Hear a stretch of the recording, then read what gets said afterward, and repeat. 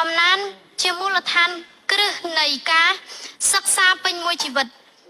ជាស្នាដៃនិពន្ធដោយយុវតីខឹមសុនីតាជាសិស្សថ្នាក់ទី11នៃវិទ្យាល័យសម្ដេចតេជោហ៊ុនសែនរលាំងឈូកខេត្តកំពង់ស្ពឺជាលេខ2លេខ1ផ្នែកតែងនិពន្ធជាកំណាព្យបទពាក្យ7សូត្រតាមបែបមន្ត្រីបាកម្មវ័យនិពន្ធដូនតាខ្មែរ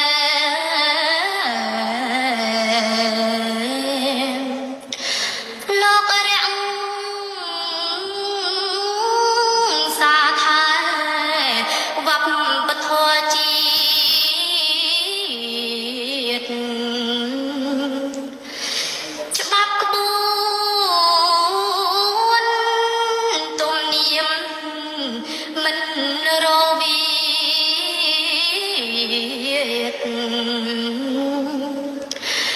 កូនចៅទៀត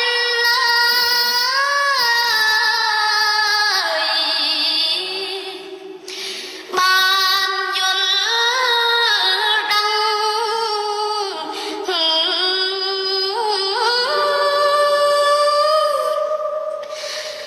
អំណាចជាថ្នាលបានជួយផ្ដល់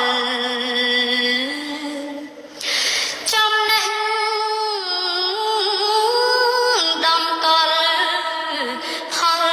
ប្រែកប្រឹង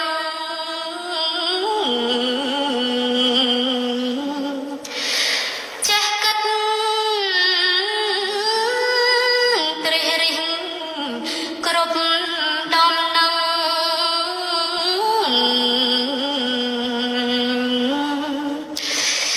ចេះថ្លែងចេញថ្លឹង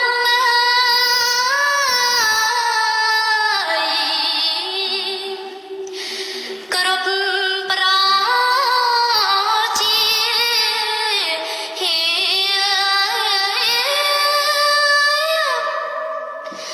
អំណាចបណ្ដុះការសិក្សា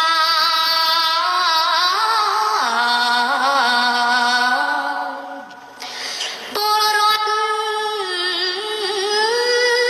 ខេមរាគ្រប់ជនងា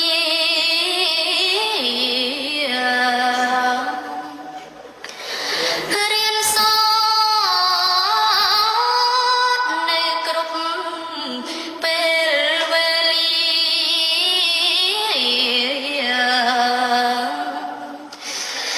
ចំណេះវិជ្ជា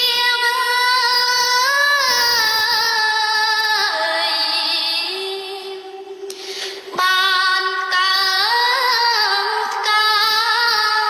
ន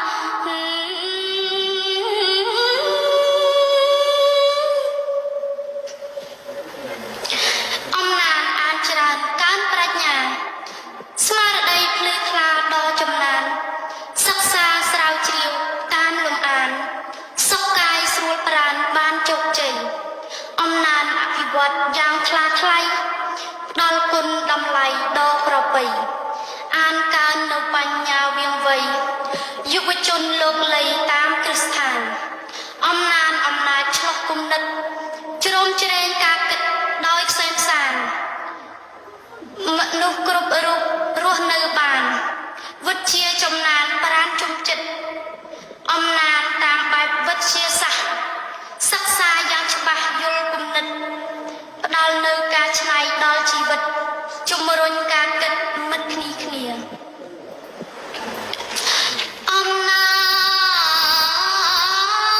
ចកើតមានសន្តិភាពបន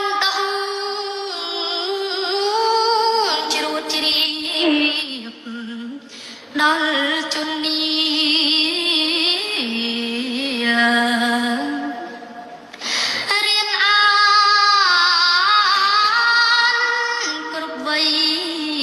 ដល់ចូលរី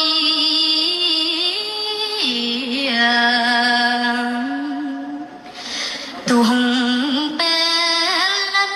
ត្រៀង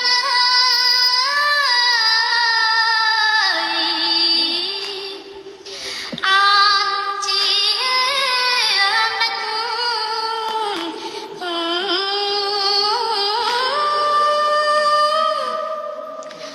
អំណាចគុនលឹងការសិក្សា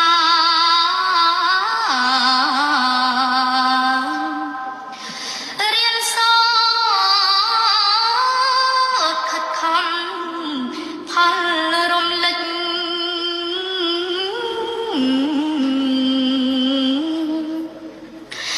ស្វាស្វែ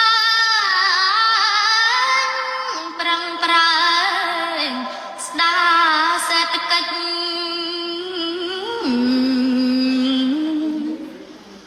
មិនត្រូវកែកិច្ចញើ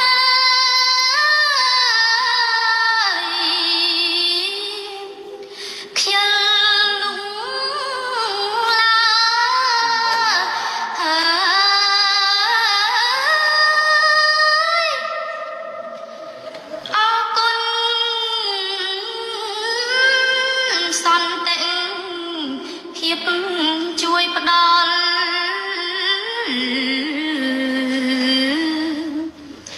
ចំណេះដំតល់ខលដល់ត្រើយត្រួសត្រាយគោលដៅបានធូរស្បើយ mấy mê ការ